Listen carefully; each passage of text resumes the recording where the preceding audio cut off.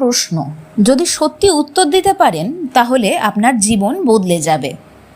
আপনি পূজা করছেন নাকি আপনার প্রারব্ধ মানে কর্মফল আপনাকে পূজা করাচ্ছে? আরও একটা প্রশ্ন, আপনি কি সত্যি সাত্ত্বিক নাকি শুধু নিজেকে সেটা ভাবছেন? আর শেষ প্রশ্ন, আপনি জীব নাকি শিব? শ্রী শ্রী রাম ঠাকুরের বেদবাণী বলছে, পার্শ্ববদ্ধ ভবেদ জীব, পার্শ্বমুক্ত সদাশিব। অর্থাৎ আপনি এখন যা তা আপনার সত্য নয়। আজ আমরা ধীরে ধীরে জানব মন, প্রারব্ধ, পূজা আর আত্মজ্ঞান এই 4টি স্তরের গভীর রহস্য। প্রথমে আমরা জানব পূজা কোথা থেকে শুরু হয়। আমরা ভাবি পূজা মানে মন্দির, ফুল, ধূপ, কিন্তু একটা প্রশ্ন, যখন আপনি একা থাকছেন তখন আপনার মন কি করছে? সেখান থেকেই আপনার পূজা শুরু হয়, কারণ পূজা হচ্ছে মনোযোগ। আপনি যাকে গুরুত্ব দেন সেটাই আপনার ঈশ্বর। কেউ অর্থকে পূজা করে, কেউ সম্পর্ক, কেউ অহংকার। তাই শাস্ত্র পূজাকে 3 ভাগে ভাগ করেছে: সাত্ত্বিক পূজা, রাজসিক পূজা, তামসিক পূজা।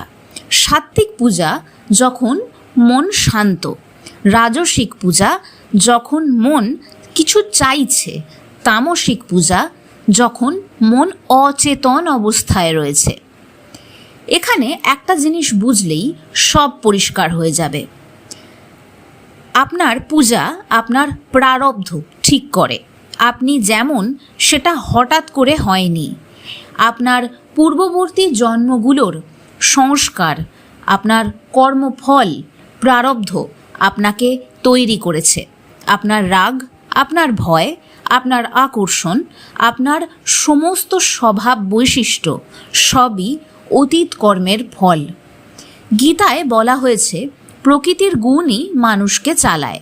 অর্থাৎ আপনি যা ভাবছেন, যা চাইছেন, যেভাবে পূজা করছেন, সবই প্রারব্ধের প্রভাব। তাই কেউ সহজে ভক্ত হয়, কেউ হতেই পারে না। তাহলে কি আমরা আটকে আছি? যারা পারছি না তারা কি কখনোই পারবো না? এইখানেই আসে সবচেয়ে বড় ভুল। অনেকে ভাবে, আমি তামসিক, আমি বদলাতে পারবো না। এটা বিশাল বড় অজ্ঞানতা। শাস্ত্র বলছে, আপনি স্থির নন, আপনি পরিবর্তনশীল। তন্ত্রেও বলা হয়েছে, প্রথমে পশু, তারপর বীর সত্তা, তারপর দিব্যভাবে মানুষের রূপান্তর ঘটে। অর্থাৎ আপনি উঠতে পারেন, কিন্তু কিভাবে? এখানেই শ্রী শ্রী রাম ঠাকুর একটা জিনিস বলে দিয়েছেন যা সব কিছু বদলে দিতে পারে। শ্রী শ্রী রাম ঠাকুর একটা শব্দ বলেছিলেন, 2টো শব্দ, নাম করিবেন। এই শব্দর মধ্যেই লুকিয়ে রয়েছে সব কিছু, মানে গীতা, উপনিষদ, তন্ত্র, সব কিছুর সারাংশ। কেন না? কারণ মনকে থামায় হচ্ছে নাম। মন থামলে আপনি দেখতে পান, দেখতে পারলেই আপনি সাক্ষীভাবে উন্নীত হন। আপনি তখন সাক্ষী, আপনি আর তখন ভোগী নয়। বেদবাণী বলছে, মনই সব কিছু সৃষ্টি করে, মনই দুঃখ তৈরি করে।